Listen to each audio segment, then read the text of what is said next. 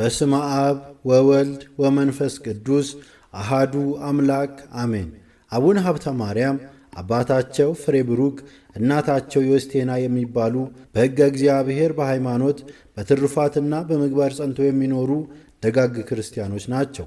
ቅዱስ አባታችን ጽንሰታቸው ነሐሴ 26፣ ልደታቸው ግንቦት 26፣ ዕረፍታቸው ኅዳር 26 ነው። አቡነ ሀብተ ማርያምን አቡነ ተክለ ሃይማኖት 5 መቅሰፍታት እንዲጠፉ በደጄ በደብረ ሊባኖስ ተቀበርልኝ ብለው የለመኗቸው ታላቅ አባት ናቸው። የአቡነ ሀብተ ማርያም እናት ቅድስት ዮስቴና ጻድቁ አቡነ ሀብተ ማርያምን ከመውለዳ በፊት ሰው ዓለምን ሁሉ ቢገዛ ነፍሱን ካጣ ምን ይጠቅመዋል የሚለውን የወንጌል ቃል አስባ መንና ወደ በረሃ የገባች ቢሆንም በበረሃ ውስጥ ከሰው ተለይቶ የሚኖር የበቃ ባሕታዊ በዋሻ ውስጥ አገኘችና ለምነና ወደ በረሃ እንደመጣች ነገረችው። ባሕታዊውም በጸሎት ወደ እግዚአብሔር ካመለከተ በኋላ ምንኩስና ለአንቺ አልተፈቀደልሽም፣ ወደ ቤትሽ ግቢ፣ ከሕጋዊ ባልሽ ወንድ ልጅ ትወልጃለሽ። እርሱም ለዓለም ሁሉ የሚጠቅም ሰው ሁሉ የሚማጸነው ገድሉ ትሩፋቱ በዓለም የሚነገርለት በነፍስም በሥጋም የሚያማልድ እንደ መላእክትም ክንፈ ጸጋ የሚሰጠው በምድር ሆኖ መንበረ ጸባዖትን የሚያይ ወንድ ልጅ ትወልጃለሽ በማለት ትንቢት ከነገራት በኋላ ቅድስት ዮስቴና ወደ ቤቷ ተመለሰች። እርሷም ሀብተ ትንቢት እስከ መሰጠት ድረስ የደረሰች በሃይማኖት በምግባር በትሩፋት ያጌጠች ሆነች። ቅድስት ዮስቴና ወደ ቤቷ ከተመለሰች በኋላ አቡነ ሀብተ ማርያም ተወለዱና ወላጆቻቸው ፈሪሃ እግዚአብሔርን እያስተማሩ አሳደጓቸው። ከዕለታት በአንድ ቀን ካህናቱ በቤተ ክርስቲያን ምህላ ሲያደርሱ እግዚኦ መሐረነ ክርስቶስ እያሉ ሲጸልዩ ሰምተው በልባቸው ይህቺ ጸሎት በጣም ጥሩ መልካም ጸሎት ናት፣ እኔ ይህችን ጸሎት መርጫታለሁ። በዚህ ጸሎት ዓለም ከአሳችነት ሕሊና በሚመጣውም ዓለም ከገሃነመ እሳት እንደሚድንባት አውቃለሁ አሉ። ይህችንም ጸሎት ማዘውተር ጀመሩ። እናትና አባታቸው በተኙ ጊዜ ሌሊት ለጸሎት ተነስተው በዚህ ጸሎት ፈጣሪያቸውን ያመሰግኑ ነበር፣ ስግደትን ይሰግዳሉ።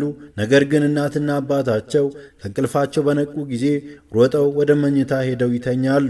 የጽድቅ ሥራቸውንም ከአምላካቸው በቀር ማንም አያውቅባቸውም ነበር። ከጥቂት ጊዜ በኋላ አባታቸው ፍሬ ብሩክ የበግ ጠባቂ አደረጋቸው። እግዚአብሔር ግን በኋላ ለብዙዎች ስውራን ቅዱሳንና በዓለም ለሚኖሩ ምዕመናን በጎች ጠባቂ ያደርጎ ዘንድ ወዶ መርጦታልና ያ ቀን እስኪደርስ ድረስ ፈጣሪያችን አቡነ ሀብተ ማርያምን ይጠብቃቸው ነበር። ከዕለታት በአንደኛው ዕለት አባታችን በጎች ሲጠብቁ ሌሎች እረኞች በአመፃ ከሰው ሰርቀው ቆርጠው ያመጡትን እሸት ና እንብላ አሏቸው። አባታችን ግን ከየት እንዳመጣችሁት ምንም ስለማላውቅ አልበላም አሏቸው። እረኞቹም ሀብተ ማርያምን በቁጣ ዓይን እያየዋቸው ተቀምጠው ሲበሉ አባታችን የማንችለው ዝናብ መጥቷልና ተነሱ፣ በፍጥነት ወደ ቤታችን እንሂድ አሏቸው። እረኞቹም ሰማዩ ብራ ነው፣ ምንም ደመና የለውም፣ ንፋስም አይነፍስም፣ እኛ የማናየው አንተ ብቻ የምታየው ምን ነገር አለ እያሉ በአባታችን ላይ ተዘባበቱባቸው። አባታችን ግን በጎቻቸውን እያስሮጡ በፍጥነት ወደ ቤታቸው ሄዱ። ወዲያውም በጣም ኃይለኛ ዝናብ ዘነበ።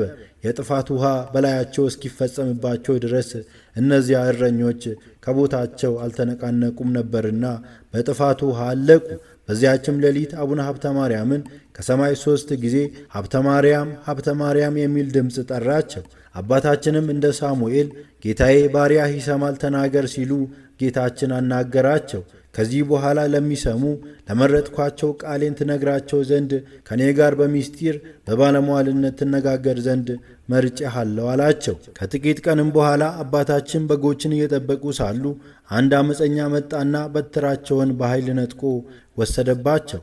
አቡነ ሀብተ ማርያምም በሕያው እግዚአብሔር አምልሃለሁ እቋቋምህ ዘንድ ኃይል የለኝምና በትሬ መልስልኝ ቢሉት የትዕቢትን ቃል ተናገራቸው።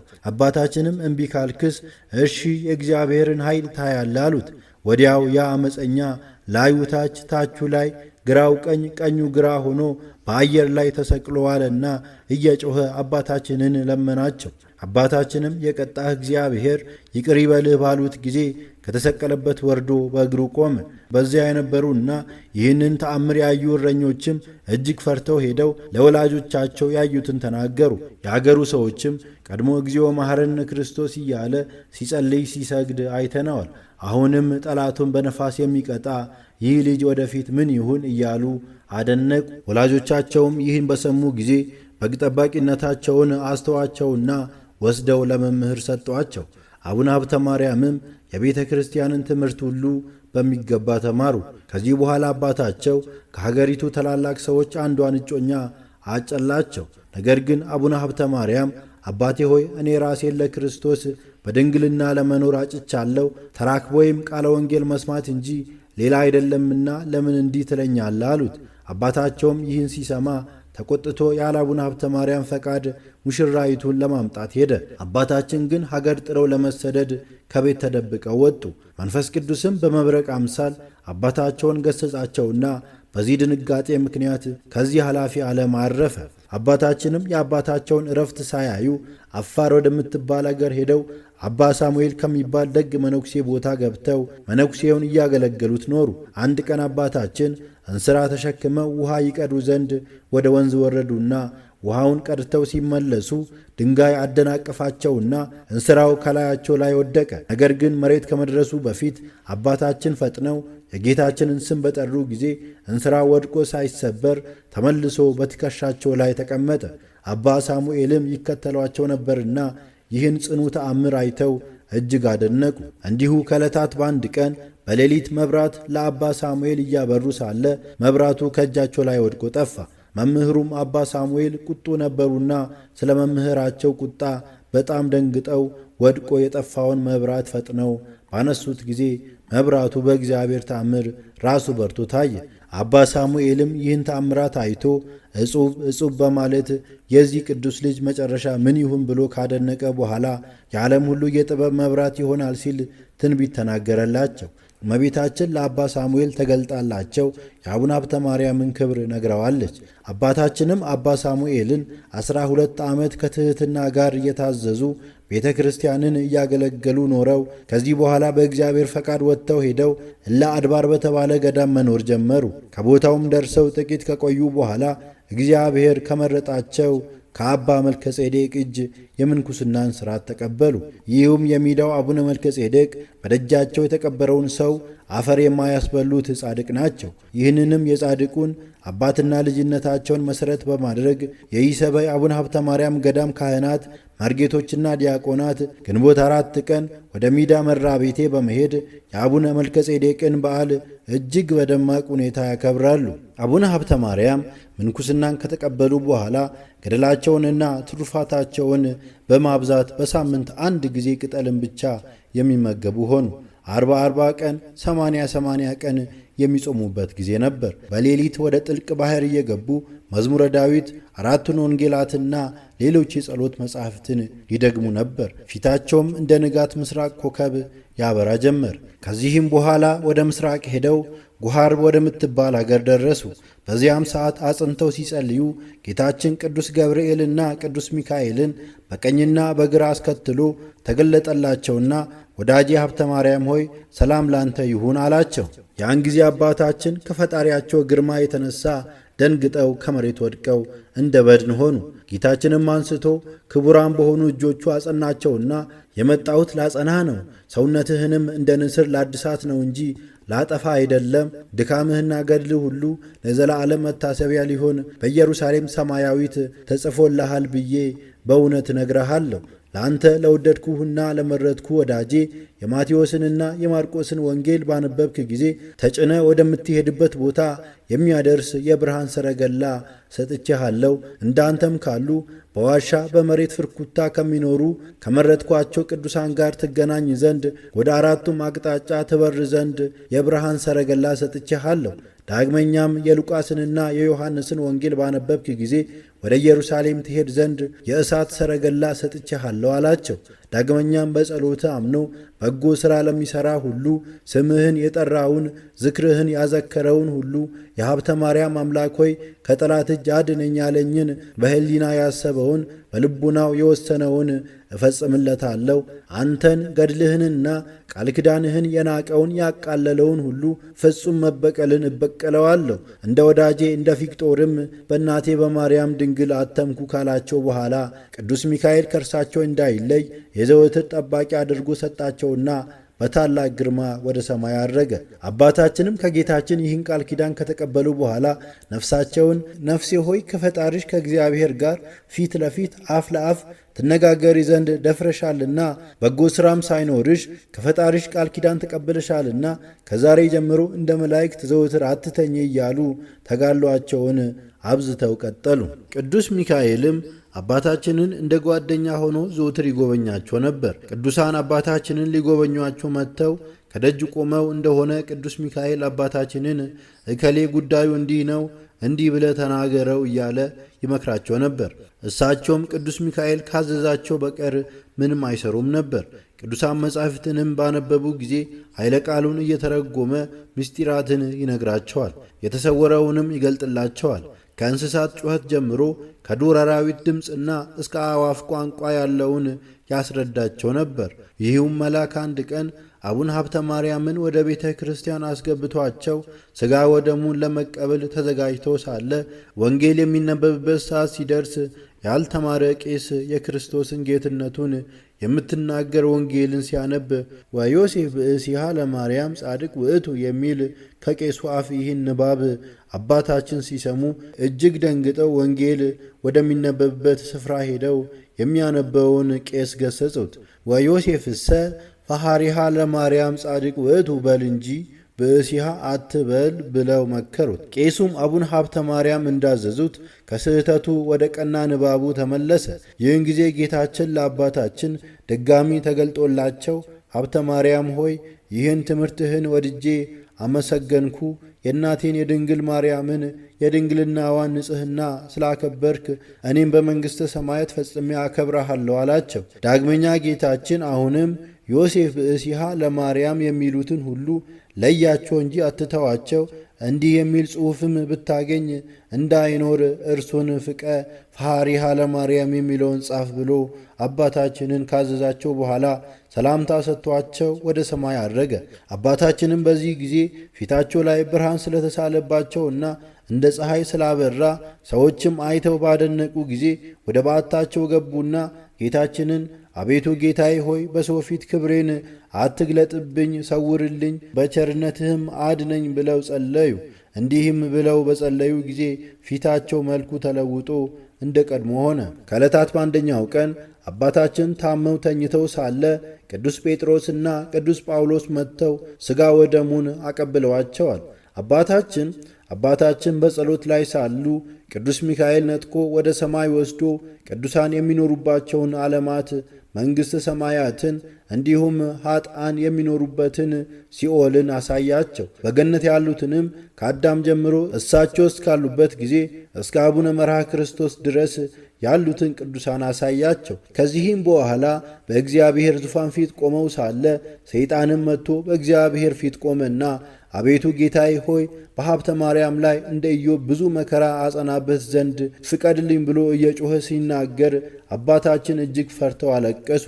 እግዚአብሔር ግን በሰይጣን ላይ ተቆጥቶ በነፍሱም በሥጋውም መከራ ታጸናበት ዘንድ አልፈቅድም አለው። እኔ ከእናቱ ማኅፀን ጀምሮ መርጬዋለሁና በንጽሕናና በቅድስና ኀጢአት እንዳይሠራ ዘውትር እጠብቀዋለሁ። በእርሱ ላይ ማሰልጠንስ ይቅርና በሀብተ ማርያም ጸሎት በተማጸነኝ ሁሉ ላይ እንኳን አላሰለጥንህም አለው። ሰይጣንም ይህን ቃል ሰምቶ አፍሮ እያዘነ ሄደ። አቡነ ተክለ ሃይማኖትም ከእርሳቸው በኋላ በመንበራቸው ከተሾሙት ከ8ቱ መምህራን ጋር ለሀብተ ማርያም ተገለጡላቸው። እነርሱም ኤልሳ፣ ፊልጶስ፣ ሕዝቅያስ፣ ቴዎድሮስ፣ ዮሐንስ ከማ፣ እንድርያስና መርሃ ክርስቶስ ናቸው። እነዚህም መልካቸው እንደ ፀሐይ ያበራ፣ ልብሳቸውም እንደ መብረቅ ያንጸባርቅ ነበር። አቡነ ተክለ ሃይማኖትም ልብሳቸው የእሳት ላንቃ የከበበው መልኩም ነጭ የሆነ የሚያስደንቅ ሆኖ በቅድምና ለነበረ ለአብ፣ በቅድምና ለነበረ ለወልድ፣ በቅድምና ለነበረ ለመንፈስ ቅዱስ ምስጋና ይገባል እያለ ልብሳቸው በሰው አንደበት ያመሰግን ነበር። አቡነ ተክለ ሃይማኖትም አቡነ ሀብተ ማርያምን ልጄ ሀብተ ማርያም ሆይ ፈጣሪ እግዚአብሔር ስለወደደ ብዙ ምርኮ እንዳገኘ በአንተ ፈጽሞ ደስ ይለኛል። ነገር ግን የምለምንህ ነገር አለና እሺ በለኝ አሏቸው። አቡነ ሀብተ ማርያምም ጌታዬ ነገሩ ምንድን ነው ሲሏቸው አቡነ ተክለ ሃይማኖት ከተቀበርኩበት ቦታ እንድትቀበር ቃል ኪዳን ግባልኝ አሏቸው። አቡነ ሀብተ ማርያምም አባቴ ሆይ ይህንን አድርግ ዘንድ ስለምን ትወዳለህ? አሏቸው። አቡነ ተክለ ሃይማኖትም በሀገሬ ላይ የታዘዙ 5 መቅሰፍቶች አሉና ስለዚህም አንዱ መብረቅ ነው፣ ሁለተኛውም ቸነፈር ነው፣ ሦስተኛውም ረሃብ ነው፣ አራተኛውም ወረርሽኝ ነው፣ አምስተኛውም የእሳት ቃጠሎ ነው። የአንተ አጽም በውስጡ የተቀበረ እንደሆነ አጥንቴ የተቀበረባት ሀገሬ ከነዚህ መቅሰፍታት ትድናለች አሏቸው። አቡነ ሀብተ ማርያምም ንዑድ ክቡር የምትሆን አባቴ ሆይ ልዩ ክቡር በሚሆኑ በአንተ አጽም መቃብር ያልዳነች በእኔ አጽም መቃብር ድህነት ታገኛለችን? ይህንስ ተወው ብለው በተከራከሯቸው ጊዜ አቡነ ተክለ ሃይማኖትም መልሰው ልጄ ሀብተ ማርያም ሆይ አንተ የማታውቀው ከፈጣሪያችን ከእግዚአብሔር የተሰጠ እኔ የማውቀው ክብር አለህና ስለዚህ ነው። ይልቁንስ እንዳልኩ በተቀበርኩበት ቦታ እንድትቀበርልኝ ቃል ኪዳን ግባልኝ ብለው ማለዷቸው። ይህንንም ሲባባሉ እንዲህ የሚል ቃል መጣላቸው። ከወዳጄ ከሀብተ ማርያም አንደበት ይህ ቃል ኪዳን አይወጣም። ዳግመኛም ወዳጄ ተክለ ሃይማኖት ሆይ እርሱ በወደደው የሚቀበር አይደለምና እኔ ከተቀበርኩበት እንድትቀበር ብለ የምታስገድደው ለምንድን ነው? እኔ በወደድኩት ቦታ ይቀበራል እንጂ የሚል ቃል ተነገረ። አቡነ ተክለ ሃይማኖትም እየለመኑና እየሰገዱ ከሥላሴ ዙፋን ፊት ተንበረከኩ። በሦስተኛውም ይሁን እንዳልከው ይቀበርልህ የሚል ቃል ተሰማ። ዳግመኛም በአንተ ማጽን በሀብተ ማርያም ማጽም ቦታህ ከመቅሰፍታት ትዳንልህ። ልጆችህ ግን በቸነፈር ደዌ ቢሞቱ ከሰማዕትነት ተቆጥሮላቸው ወደ መንግሥተ ሰማያት እንዲገቡ በራሴ ምዬ ቃል ኪዳን ገብቼልሃለሁ አላቸው። በዚህም ጊዜ አቡነ ተክለ ሃይማኖት እጅግ ደስ ተሰኝተው 3 ጊዜ ሰገዱ። ከዚህም በኋላ መልአኩ ለአቡነ ሀብተ ማርያም ክብሯ እንደ ጽርሐ አርያም የሆነች አገርን አሳያቸው። ስፍር ቁጥር የሌላቸውም ቅዱሳን መላእክት በውስጧ ተድላ ደስታን ያደርጉባት ነበር። አባታችንም መልአኩን ይህቺ ክብሯ ፍጽም የሆነች አገር ማን ትባላለች? በውስጧ ለመኖር እጅግ ወድጃለሁና ብለው ሲጠይቁት መልአኩም ይህችማ አገር የአባት የተክለ ሃይማኖት አጽም ያረፈባት ደብረ ሊባኖስ ናት። ከእርሱም ጋር በክብር እስክትነሳ ድረስ በውስጧ ትቀበር ዘንድ ለአንተም ተሰጥታሃለችና አባትህም እንደ ኢየሩሳሌም እንድትሆንለት ቃል ኪዳን ተቀብሎባታል አላቸው። በአንደኛውም ቀን አቡነ ሀብተ ማርያም ከሌሎች ቅዱሳን ጋር ሆነው ሲሄዱ ብዙ አጋንንት እየተደነባበሩ ወደ ታች ሲወርዱ ተመለከቱና አባታችን ሥራቸውን ለማየት ተከተሏቸው። አንዱንም ሀጥ ይዘው ነፍሱን ከሥጋው ለይተውና ወደ ሲኦል አወረዱት። አባታችንም ከሌሎቹ ቅዱሳን ጋር ሆነው ያችን ነፍስ ይምርላቸው ዘንድ ጌታችንን በጸሎት ማለዱት። ነገር ግን ለጣዖት ስትሰግድ ስለኖረች ይህችን ነፍስ አልምራትምና አትድከሙ የሚል ቃል ከልዑል እግዚአብሔር ዘንድ መጣላቸው።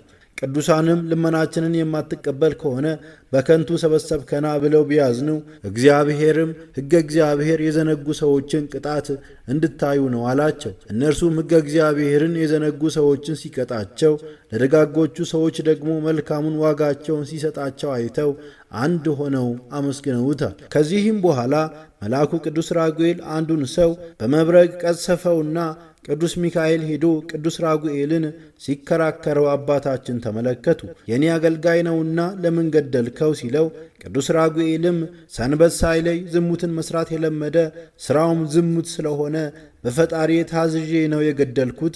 ኃጥአንን ሊያጠፋ እንጂ ጻድቃንን ለመቅጣት መብረቅ እንዳይታዘዝ አንተስ ታውቅ የለም እንዲህ አለው። ይህንንም ተባብለው ከሥላሴ ፊት ሰግደው ቅዱስ ሚካኤል የተገባለትን ቃል ኪዳን በማሳሰብ ምልጃውን አቀረበ። እግዚአብሔርም በጎና ክፉ ሥራዋን ባስመዘነ ጊዜ በጎ ሥራዋ ስለበለጠ ቅዱስ ሚካኤል ያችን ነፍስ ታቅፎ ወስዶ ለቅዱስ ገብርኤል ሰጠው። 7ቱም ሊቃነ መላእክት የተቀባበሉ ወስደው ከመስቀል ዘንድ አደረሷት። ለቅዱስ መስቀልም ካሰገዷት በኋላ አሳልመዋት በቅዱስ ሚካኤል አማላጅነት ወደ ገነት አስገቧት። አቡነ ሀብተ ማርያምም ይህን በተመለከቱ ጊዜ ቅዱስ ሚካኤልን መስቀል ታሳልሟት ዘንድ ያችን ነፍስ ወደ መስቀል ለምን ወሰዳችኋት ብለው ጠየቁት። መልአኩም በትልቅም በትንሽም ነገር ክርስቲያናዊትን ነፍስ የሚቃወማት ቢመጣባት ድል የምትነሳበት በመስቀል ፍርድ ይታይላታልና ስለዚህ ነው። የሚከራከራት ቢኖር ግን እንዳየኸው ወደ መስቀል ባደረሷት ጊዜ የሚቃወማት ሰይጣን ፈጥኖ ይርቅላታል፣ ዳግመኛም ሊከራከራት አይችልም አላቸው። ከአቡነ ሀብተ ማርያም በረከት ለመቀበል ብዙ ቅዱሳን ከሮም፣ ከግብፅ፣ ከአስቄጥስና ከሴት ገዳም ወደ አባታችን ዘንድ ይመጡ ነበር። ከየሀገራቸውም በአንበሳ ተቀምጠው የሚመጡ አሉ። ክንፍ ተሰጥቷቸው እንደ ንስር የሚበሩ አሉ።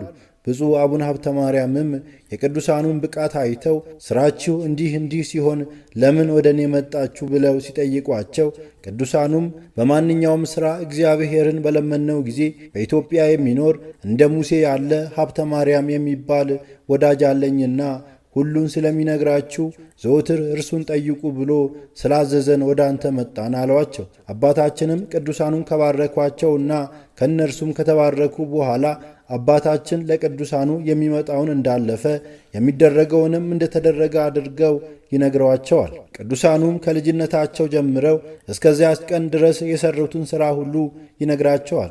እነርሱም እጃቸውን እየሳሙ በረከታቸውን ይቀበሉ ነበር። እንደዚሁም አቡነ ሀብተ ማርያም ቅዱስ ሚካኤልና ቅዱስ ገብርኤል እየተራዷቸው ቀድሰው በሚያቆርቡ ጊዜ ተሰውረው የሚኖሩ 500 ስውራን ቅዱሳን መጥተው ሥጋ ወደሙን ከአባታችን እጅ ተቀበሉ። ቀድሰውም ወደ ባታቸው እንደገቡ እመቤታችን ተገልጣላቸው በነገውም ዕለት ቅዳሴን ቀድስ፣ ይህም ቅዳሴ መዓዛ ቅዳሴ ነውና የዓለም መሠረት ማርያም ወደ እኔ ነይ ብለህ በጠራኸኝ ጊዜ ነቢያትን ሐዋርያትን አስከትዬ መጥቼ ባርካለሁ አለቻቸው። አባታችንም በነገው ዕለት ሌላ ተረኛ ቄስ ይቀድሳልና ይህ እንዴት ይሆንልኛል አሏት። እመቤታችንም ፈቃዴ ስለሆነ አንተ እንድትቀድስ አደርጋለሁ አለቻቸው። በነጋታው ተረኛ ቄስ ከእንቅልፉ በነቃ ጊዜ ቸኩሎ እየተፋጠነ ወደ ቤተ ክርስቲያን ሲገሰግስ ወድቆ ጥርሱ ደማና ስለ ሥጋ ወደሙ ቅዳሴ እጅግ ደንግጦ ወደ አባታችን መጥቶ ቅዳሴው በእኔ ስም ከሚታጎል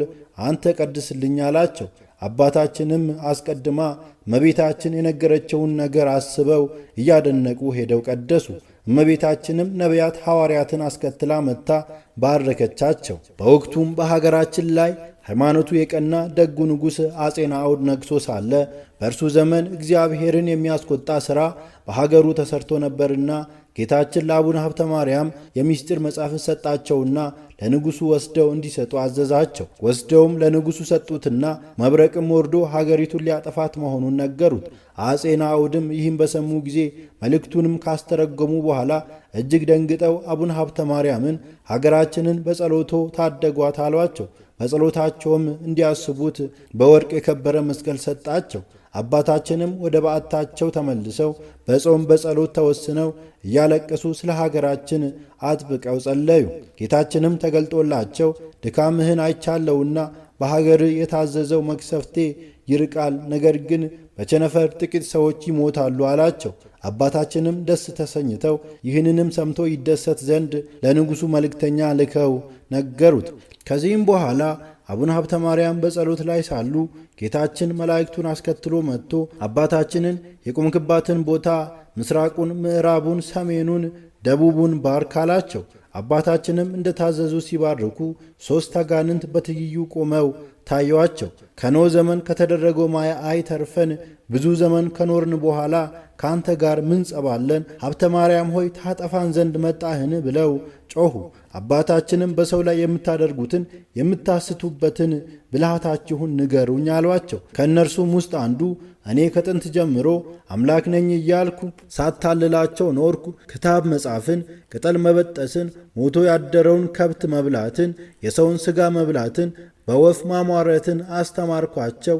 በሚሞቱበት ጊዜ ወደ ሲኦል አወርዳቸዋለሁ። በእንዲህም ሥራ ሳለው ክርስቶስ ተወለደና ሥራዬ የተገለጠ ሆነ። ከብዙ ዘመን በኋላ ተክለ ሃይማኖት የሚባል ኃይለኛ ሰው መጥቶ ከክርስቶስ በቀር ለእኔ እንዳይገዙ አደረጋቸው። እገድለውም ዘንድ ብዙ ጊዜ ሞከርኩ። ነገር ግን እርሱ እጅግ በረታብኝ፣ ወገኖቼንም ቀማኝ። ሁለተኛ ወንድሜም ይውጠው ዘንድ በዘንዶ ተመሰለ። ነገር ግን በመስቀል ባማተበበት ጊዜ ተሰንጥቆ ሞተ። እኔም ከእርሱ የተነሳ ስለፈራው ሸሽቼ ተሸሸጌ መንደር ለመንደር ስቅ በዘበዝ ኖር። ፋንታዬ የሆኑ ጥቂት ሰዎችንም አገኘው አላቸው።